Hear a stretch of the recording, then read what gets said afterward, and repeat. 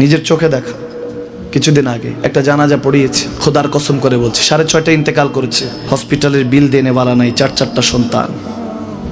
অ্যাম্বুলেন্সে ঘরে ঘরে আসবে, 1000-1200 টাকার বিল দেনে বালা নাই। কি বুঝলেন?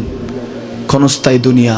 মুমিনের কম থাকলেও আমি বলি, কেউ যদি এসে বলে হুজুর একটু দোয়া করেন, খুব পেরেশানিতে আছি, আমি তার হাত চুমু খেয়ে বলি তোমাকে মোবারকবাদ, আল্লাহ তোমাকে ভালোবাসে। পেরেশানি তো মালিক দেয়, এই জন্য এটা রহমত মুমিনের জন্য। পেরেশানি দেয় যখন ফেরেশতারা বলে আল্লাহ চাইতেছে চাইতেছে, টাকা পয়সা চাইতেছে, বলে এটা কি? বলে ফাসেক, দে বিদায় কর, বিদায় কর। তার চাওয়া আছে, বিরক্ত লাগে, বিদায় কর, কি লাগে দে। আল্লাহ 10 কোটি দিয়েছে, 100 কোটি দে, বিদায় কর।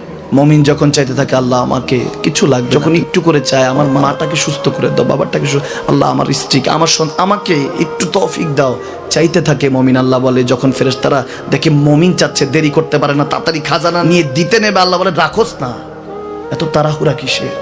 তার চাওয়ার মধ্যে তো প্রেম আছে, একটু চাইতে দেস না। থাকুক না মুমিন আর একটু পেরেশান, থাকুক না, থাকতে দেস না, একটু থাক, একটু থাক। পেরেশানিতে রেখে আল্লাহ মজা নেয়, মহব্বত নেয়, মুমিনের অন্তর থেকে খুশবু নেয়। আল্লাহর বড় মায়া, মুমিন যখন চায় আল্লাহ তখন মায়ার নজর নিয়ে তাকায়, হায় হায় আমার বান্দা, সুবহানাল্লাহ।